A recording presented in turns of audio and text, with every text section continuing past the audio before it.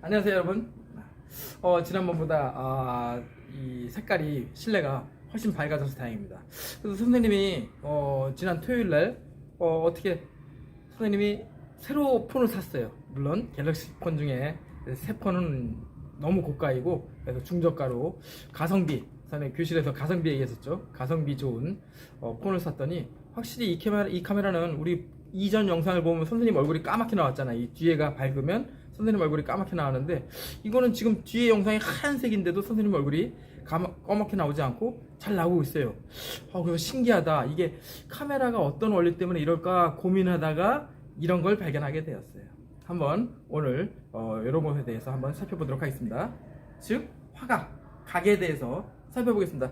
이거는 아마 그 조리개라고 카메라가 찰칵하면서 찍는 그 렌즈 부분이 지난번 카메라는 너무 작아서 빛이 많이 못 들어서 어두웠던 것 같아요. 지금은 환하게 잘 나오고 있습니다. 물론 이거 끄셔도 잘 보이겠습니다만. 자, 그래서 더 좋은 화질로 여러분들과 만날 수 있으며 또 수학에 대한 이야기들을 또 얘기를 해볼 수 있겠어요.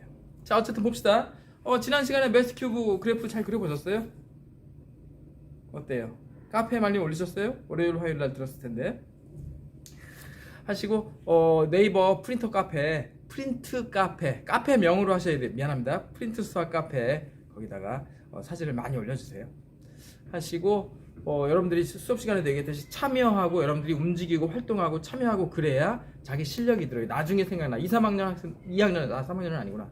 2학년 학생들 작년에 배웠던 거 다 기억하고서 선생님 얘기를 해요. 지나가면서 선생님 명함 보여주면서 짜장면 사줘요. 그러고 그렇게 참여를 해야 여러분들한테 공부한 내용들이, 학습한 내용들이 잘 기억이 돼요. 어쨌든 전체적인 흐름을 봅시다. 원은 우리 초등학교 때부터 배웠으며 우리 어떻게 하기로 했죠?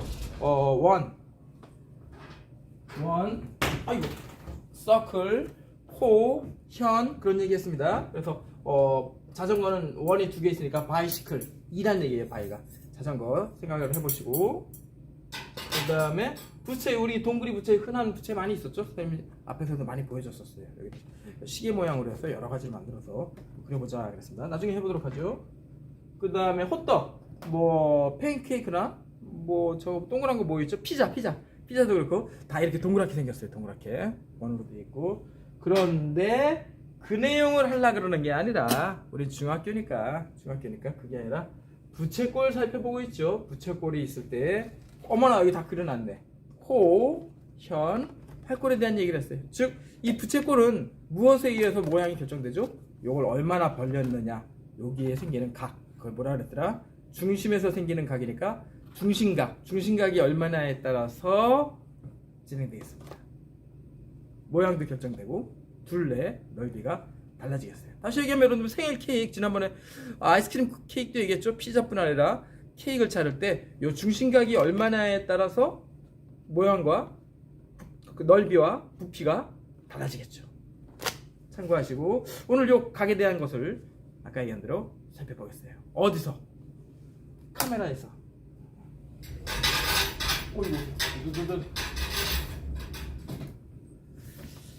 자, 한번 보죠.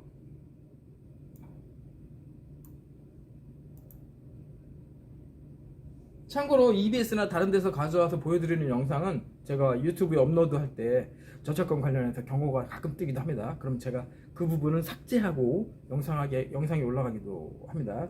참고해 주시고 보겠습니다. 경쾌한 셔터 소리와 함께 한 장의 사진이 찍힙니다. 간직하고 싶은 어느 한때가 담기기도 하고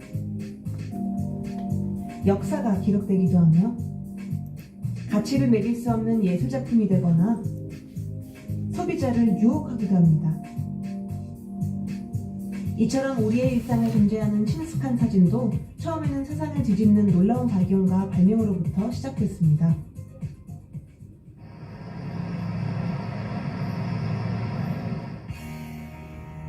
(1930년대부터) 현재에 이르기까지 시대별로 다양한 카메라들이 보입니다. 각각의 카메라마다 성능의 차이는 있겠지만 사진을 찍는 원리만큼은 다르지 않은데요. 사진의 역사를 광학적 측면에서 살펴보면 그 시작은 카메라 옵스큐라라 할 수 있습니다. 카메라 옵스큐라 렌즈라는 어두운 방이라는 의미로 빛이 차단된 상자 한쪽 면에 네, 그래서 우리의 눈도 이 수정체도 렌즈라고 표현하죠. 그래서 이 좁은 구멍, 이 구멍이 크면 바로 이렇게 들어와서 영상이 맺히는데 이게 작아지면 얘가 반대로 이렇게 영상이 맺히죠. 그래서 지난번에 우리 착시 얘기했어요. 착시는 우리 사람의 눈이 이렇게 평면이라 아닌 이렇게 구부러져 있기 때문에 실제 보는 거하고 길이나 선분, 각이 우리 눈에 맺히는 영상은 다르게 보입니다. 어쨌든 계속 여기 설명을 들어보죠. 작은 구멍을 뚫으면 바깥 풍경의 상이 상자 안에 반대쪽 벽면에 거꾸로 맺히게 만들어진 기구입니다. 발명 초기인 16세기에는 화가들이 사실적 그림을 그리기 위한 도구로 많이 사용했는데요. 그 크기가 점점 작아지고 이동이 용이한 형태로 발전하면서 구멍 대신 렌즈를 사용해 명확한 상을 볼 수 있는 형태로 발전합니다. 여기에 화학의 발전이 더해지면서 드디어 공식적인 세계 최초의 사진이 등장하는데요. 1839년 다게르에 의해 발명된 음판 사진으로 프랑스의 과학 아카데미에서 정식 발명품으로 인정받고 공포된 것입니다.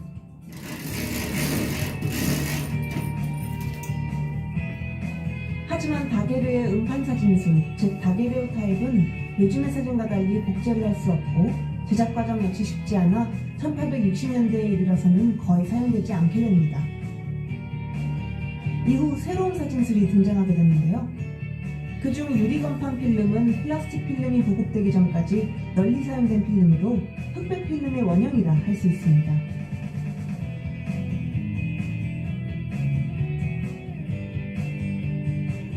한편 1888년에는 100장의 사진을 찍을 수 있는 롤 필름이 내장된 작은 상자 모양의 카메라가 등장하면서 사진의 대중화 시대가 열렸고, 이후에도 카메라 기술의 혁신은 계속돼 1970년대에는 컬러 사진이 보편화되고 1980년대에는 디지털 카메라가 등장하며 아날로그 시대에서 디지털 시대로 전환하게 됩니다. 디지털 시대의 사진 촬영은 더 쉽고 더 빨라졌지만 기존의 아날로그적인 방법들도 공존합니다. 예술작품으로서나 개인적인 추억을 수정하기에는 인화한 사진만한 게 없기 때문인데요. 한 장의 사진은 어떻게 만들어지는 걸까요? 필름 카메라로 사진을 찍은 다음 필름 현상과 인화 과정을 거칩니다. 필름 현상 작업은 암실에서 이루어지는데요. 필름을 현상 탱크 속에 넣고 적정 온도의 현상액을 주입하면 차츰 형상이 나타납니다. 잠시 후 산성용액에 넣은 뒤 정착제를 사용해 형상을 고정하고 물에 씻어 건조한 뒤 인화 과정을 거치면 사진이 완성됩니다. 디지털 이미지 시대에 들어선 지금, 앞으로도 사진은 지금보다 더 광범위하게 정보 전달과 교류에 사용될 텐데요. 그로 인해 달라질 세상 또한 기대됩니다. 네, 그래서 이건 옛날 얘기입니다. 지금은 저렇지 않죠. 당대의 기술이 아이고, 집약돼 이거 어디 갔어? 그래서 지금은 조그만한 렌즈를 이용해서 스마트폰으로 사진을 찍죠. 참고하시고 요거는 빼고, 그 다음에 그런데 이 카메라의 원리를 서양에서 들어오면서 다산 정약용이라는 분이 이걸 그림 그리는데 활용을 했었어요. 무슨 얘기입니까? 잠깐 보겠습니다.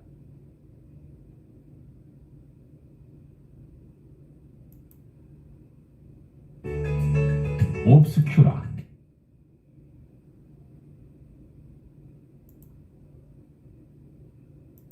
라틴어로 어두운 방을 의미한다.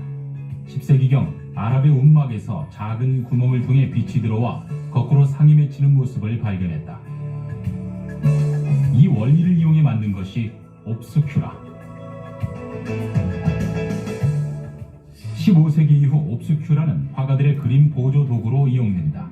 서양에서 더 사실적인 그림이 예술로 인정받으며 옵스큐라는 화가들에겐 없어서는 안 될 필수 도구가 됐다.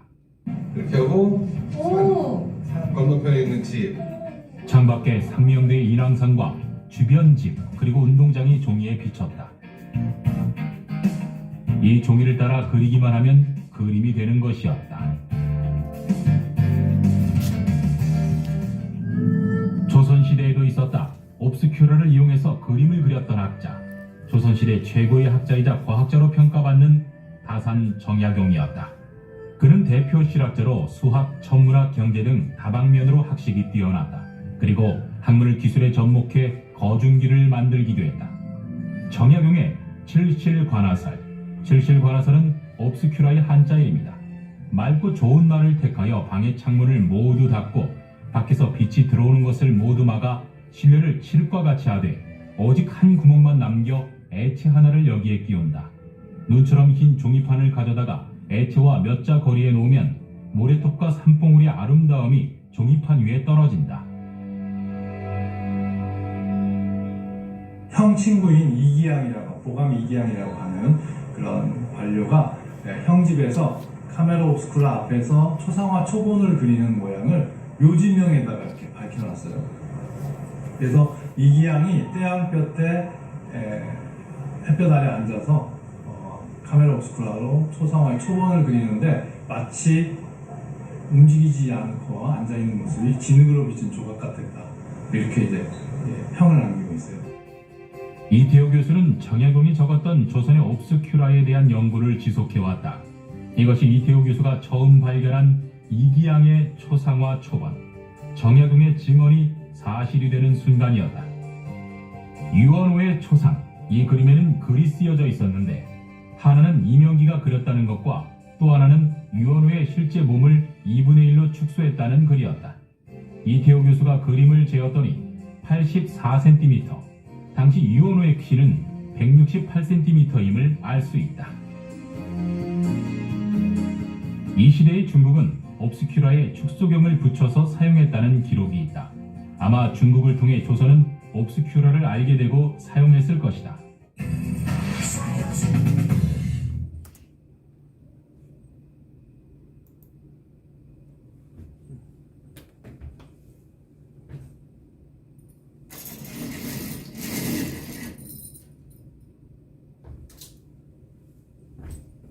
아이고, 그래도 어둡네.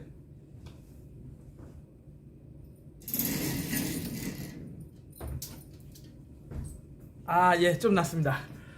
그래서 이제 그 작은 구멍을 통해서 영상이 반대로 비치게 되죠. 그래서 여러분들 망원경하고 현미경 맞아요. 현미경은 영상이 반대로 비치고 또 물컵이나 사이다나 음료병 뒤에 맺히는 영상도 반대로 맺히고 있죠. 그걸 어떻게 되는지 왜 그런지 한번 상상해 보시기 바랍니다. 근데 신기한 건 거울 속에 있는 사람은 어때요? 거울 속에 있는 사람은 여러분들 말하는 거죠. 세수할 때 위아래는 안 바뀌고 좌우만 바뀌어 있어요. 신기하죠. 그것도 왜 그럴까요? 어쨌든 지금은 카메라 렌즈를 통해서 스마트폰과 연동돼서 다양한 효과들을 주기도 하고 재밌는 놀이도 할 수 있는 세상이 되었죠. 여러분들도 그런 걸 가지고 더 재밌는 것들을 한번 상상해 보시고 만들어 보시기 바랍니다. 자, 이 정도 보시고 나중에 시간이 남으면 또 보도록 하죠.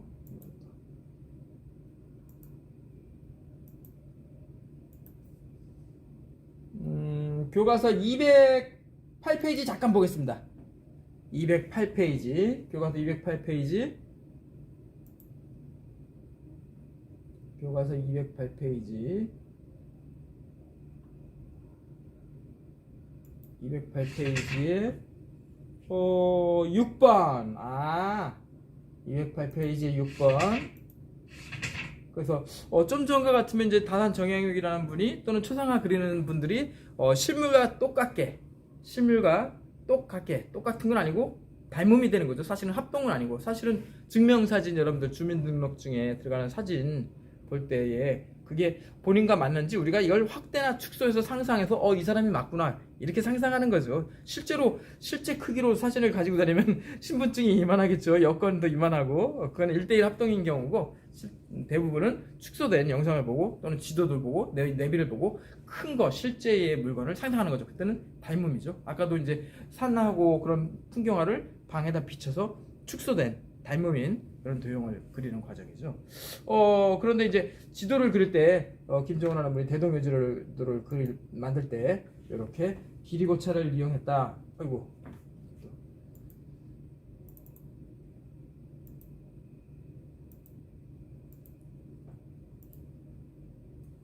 길이고차를 이용했는데 그때의 이 마차가 움직임에 따라 종소리가 울리고 그것을 기록해서 거리를 재었다. 그래서 정밀한 지도가 되었다. 그렇게 말씀드렸습니다.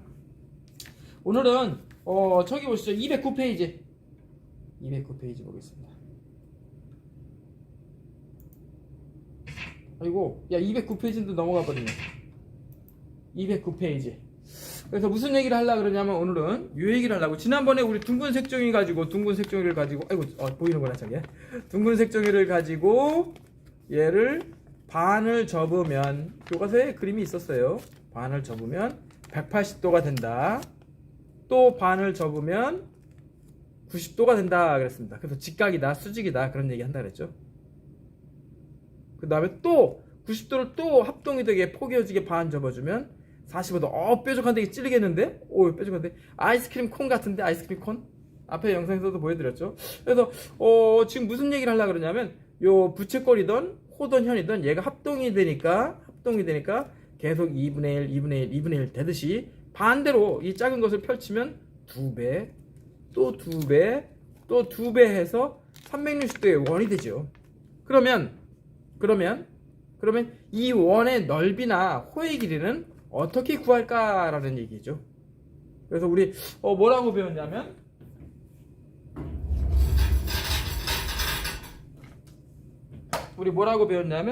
초등학교 때 요거 안 그래도 되겠죠, 여러분들? 초등학교 때 배운 걸 생각해서 바로 앞 페이지에서 208페이지에서 뭐라고 약속을 했냐면 원의 넓이 S는 반지름 곱하기 3.14가 아니라 우리 중학생이니까 이렇게 하기로 약속했습니다. 넓이는 파이 r 제곱 햇볕이 비치네.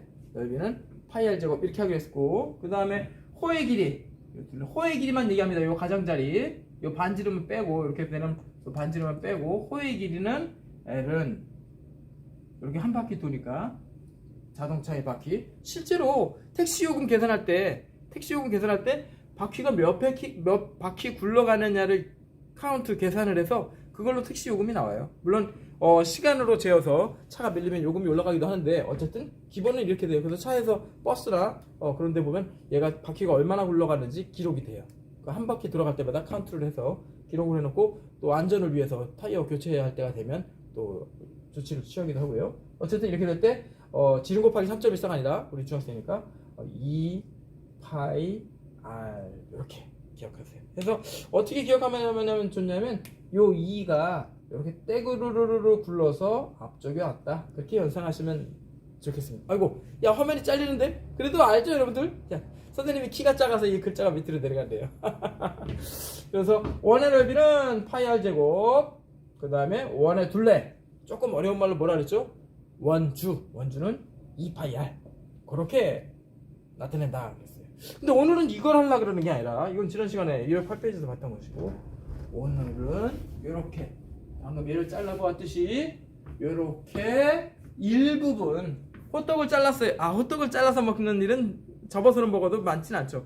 와플도 잘라 먹나? 어쨌든 피자 같은 경우는 너무 크니까 이거 혼자 다 먹기 힘들죠. 물론 이거 피자 한 판, 그때 교실에서 얘기했듯이 레귤러 사이즈 한 판을 다 먹는 친구도 있다고 하기도 합니다만, 어쨌든 피자를 잘라서 먹죠. 케이크도 마찬가지, 잘라서 나눠 먹죠. 그 나눠 먹을 때 의미가 있는 거죠. 가족이라는 의미, 또 친구들끼리 나눠 먹을 때 하나로 해가지고 나눠 먹어야지 따로따로 시켜서 야 니들이 보겠습니다. 어쨌든 그렇게 될 때에 그때의 넓이와 둘레는 어떻게 될지 고민해 보도록 하겠습니다. 요거 얘기하는데 20분 지났네. 지금 20분 지났어요. 자, 보겠습니다. 그래서 이렇게 요 모양에 대해서 살펴보겠어요. 그런데 여기 써 있는 요 단어들 중에서 제일 중요한 건 뭘까요? 여기 써 있는 문자들 중에서 제일 중요한 거 한번 생각해 보세요. 뒤에 어머님들 같이 들으시면 한번 어머님들 입장에서 볼 때 케이크를 잘라주려 그래, 빈대떡을 잘라 주실라 그래요, 자녀들한테. 뭐가 제일 중요할까요? 뭐가? 물론 큰 게 중요하기도 하겠지만 뭐가 중요하냐면 여기에 요 중심각이 중요하겠죠.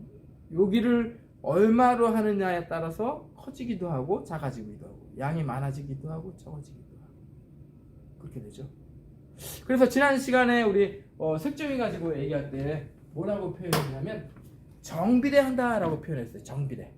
정비례하니까 반대로 작아질 때에도 그 비를 생각해 볼 수 있겠죠. 즉 전체는 이 피자 한 판을 다 먹는다는 얘기는 호떡 하나를 다 먹는다는 얘기는 각으로 치면 아까 카메라 나왔듯이 각으로 치면 전체 한 바퀴가 360도인데 그 중에 360도에 해당되는 걸 다 먹는다는 얘기죠. 한 판을 다 먹는다는 얘기는. 그러면 정비례한다 그랬으니까 일부분만 먹을 때는 전체에 대해서 요 부분 제 걸 얘기했습니다. 오늘 시작할 때부터 얘기했어요. 요 벌어진 정도. 여기는 얼마나 벌어졌을까요? 이 정도. 요 벌어진 정도 즉 중심각에 의해서 모양이 결정이 되고 넓이와 둘레가 달라지겠죠. 중심각을 살펴보도록 하겠습니다. 그래서 영상 잠깐 보겠습니다.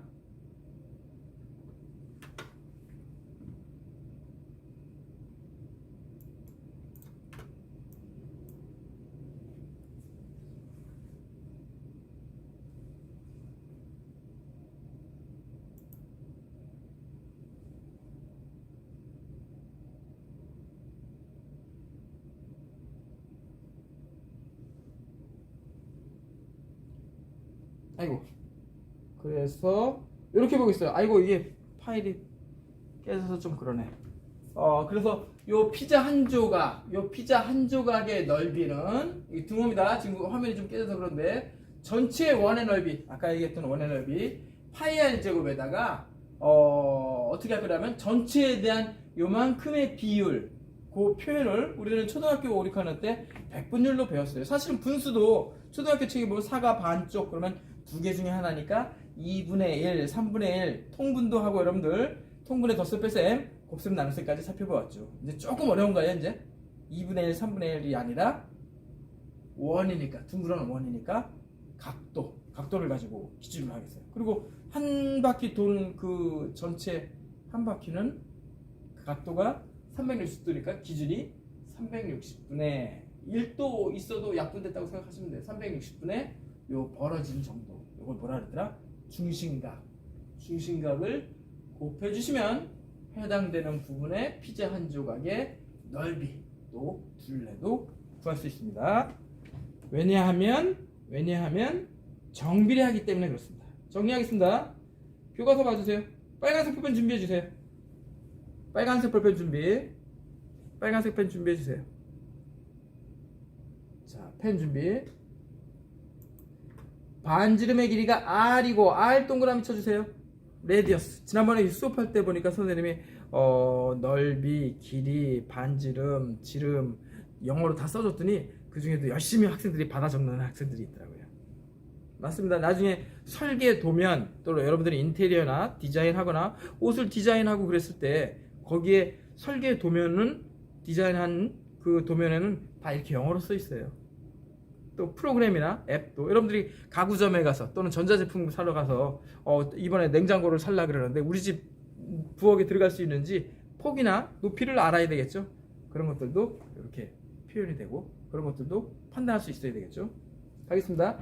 반지름의 길이가 R이고 중심각의 크기가 X인 X에다가 별표를 한 개 붙여주세요. 초등학교 때처럼 한 판 호떡 한 판 다 먹으면 얼마나 좋겠어요. 지금 피자를 케이크 나눠 먹으려고 그러면서 이런 문제가 생기고 있죠. X도인 부채꼴의 호의 길이를 L, 롱에서 왔다 그랬죠? 롱에서 온 랭스라 그랬습니다. L 그 다음에 넓이를 S, S가 스퀘어, 제곱이란 얘기예요. 가로세로를 곱했다는 뜻입니다. 그래서 아까 얘기했듯이 파이 R 제곱에서 왔다 그렇게 기억하시면 돼요. 한원에서 줄쳐주세요. 부채꼴의 호의 길이와 넓이는 각각의 중심각의 크기에 정비례에다가 번개 표시해주세요. 화살표 푹 찔러주세요. 이렇게 할 수 있는 이유는 실제로 재어서가 아니라 정비례한다라고 아까 어디 갔어? 정비례한다라고 아까 우리가 색종이를 통해서 살펴보았기 때문에 그렇게 말할 수 있다는 얘기예요. 정비례하기 때문에. 그러면 이렇게 되겠습니다.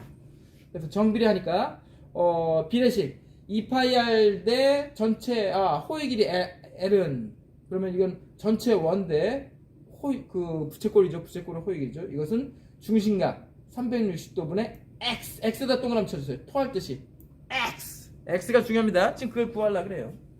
그래서 전체 원의 둘레 원주 요것 분의 요것 때 그 부채꼴의 호의 길이는 360대 우리가 구해야 되는 X가 돼요. 그럼 우리 교실에서 살펴보았듯이 요 안쪽에 있는 항의 곱은 바깥쪽에 있는 항의 곱과 같다 그랬죠.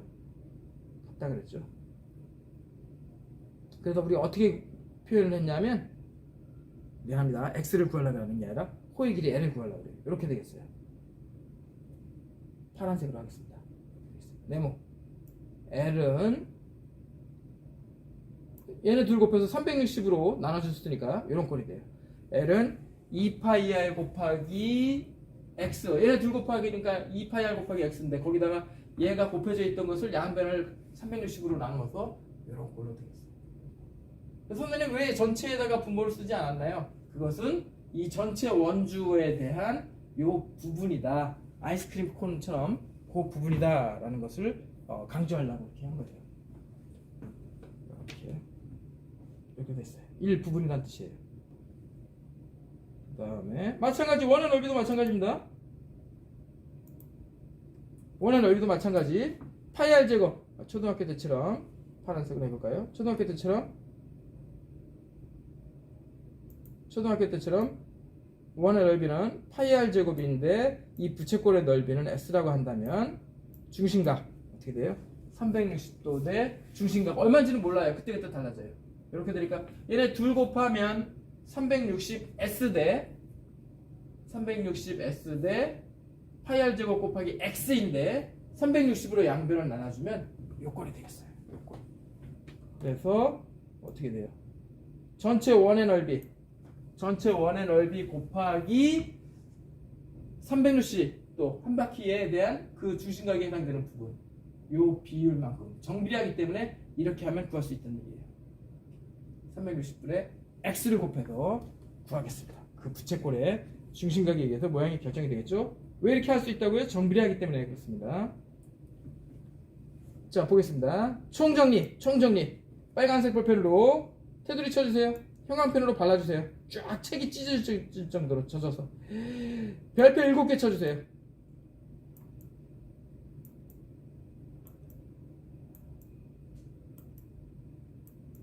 별표 7개 쳐주세요. 별표 7개 쳐주세요. 별표 7개.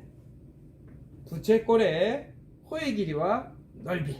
그래서 여기가 만약에 원이라면 이게 없으면 되는 거죠. 아까 시작할 때 얘기한 2파이r 이렇게 가리면 파이r 제곱 원의 넓이죠. 그런데 피자 한 조각 그것에 대한 값을 이렇게 구하겠습니다. 빨간색 표현 준비. 반지름의 길이를 r 그 다음에 중심각의 크기 x 그 다음에 부채꼴의 호의 길이를 L 그 다음에 넓이를 S라고 하면 자, 또 파란색으로 하겠습니다. 강조하기 위해서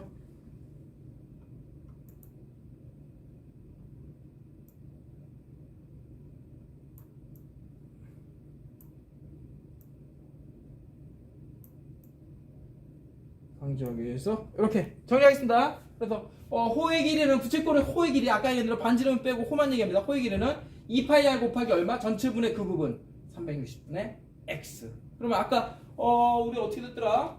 아까 색종이를 반으로 접으면 360분의 180이니까 얼마가 돼요? 약분하면 2분의 1이 되겠죠. 이렇게 2분의 1. 그래서 180도라고 말하는구나.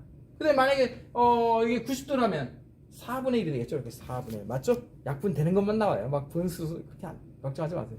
4분의 1 이렇게 되겠죠.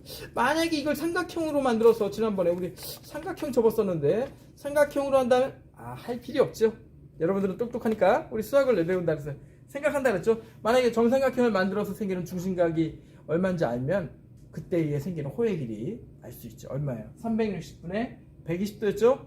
360도분의 120이면 3분의 1이 된다는 것을 알 수가 있어요. 마찬가지 넓이도 마찬가지. 파이 r 제곱에다 곱하기 360분의 전체 넓이 그렇게 되는데 삼각형이나 사각형이나 그때 모양에 따라서 부채꼴의 넓이가 이제 달라지겠죠. 어때요? 이제 아이스크림 케이크나 피자의 한 조각의 넓이나 호의 길이를 구할 수 있겠죠. 물론 중심각을 알아야 되는데 각도기로 구해야 될까? 꼭 그럴 필요 없다 그랬잖아요. 방금 보았듯이 2분의 1, 3분의 1 또는 8조각이면 8분의 1. 8분의 1이면 얼마냐? 8분의 1이면 이렇게 45도네. 45도가 되면 어떻게 될지, 넓이가 얼마인지 허의 길이가 얼마인지 구할 수 있겠죠. 생각해 보시기 바랍니다. 자, 중요합니다. 꼭 기억을 해 두셔야 돼요. 이번에는 그렇게 하고 오늘 영상 조금 더 보고 정리하도록 하죠.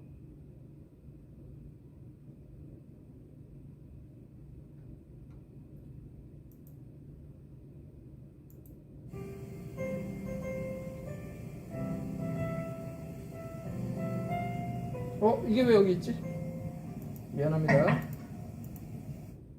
이 영상이 아니라 평면도형에서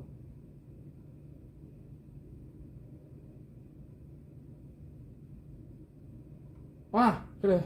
지금 우리 저기 평면도형 살펴보고 있으니까 여기에 이런 영상이 있더라고. 저기 남미, 미국 말고 미국의 아래쪽 사우스 아메리카, 거기에 칠레 옆에 페루라는 나라가 있는데 거기에 엄청나게 큰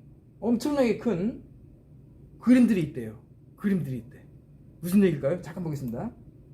와카치나에서 2시간 거리에 있는 사막도시 나스카는 고고학 연구의 중심지입니다. 경비행기를 타고 리니아델 나스카 라인이라고 그러죠. 한번 항공에서 내려다보겠습니다.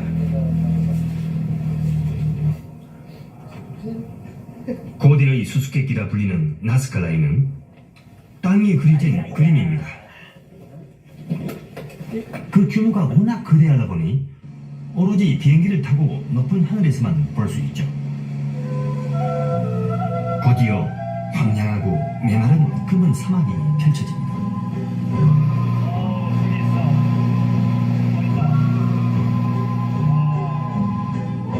그 황무지 위로 세상에서 가장 큰 그림들이 보이기 시작합니다.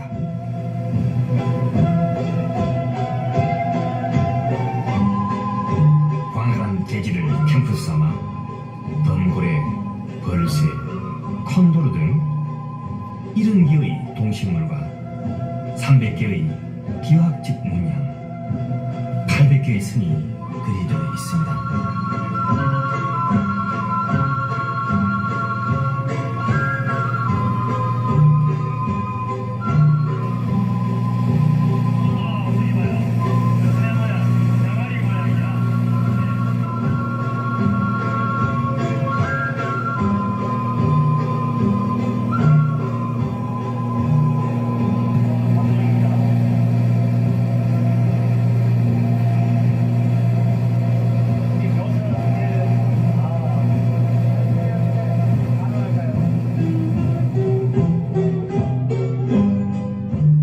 인류 최대의 미스터리라는 이 나스카 라인을 좀 더 가까이에서 보기로 했습니다.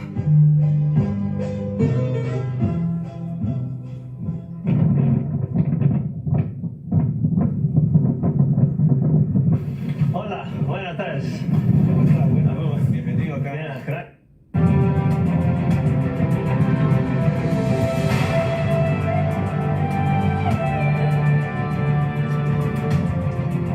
지금까지 누가, 왜, 어떻게 만들었는지, 심지어 외계인이 만들었을지도 모른다고 하는 나스카 라인은 페루 사막에서 찾은 또 하나의 경이로운 인류 유산임에 틀림없습니다.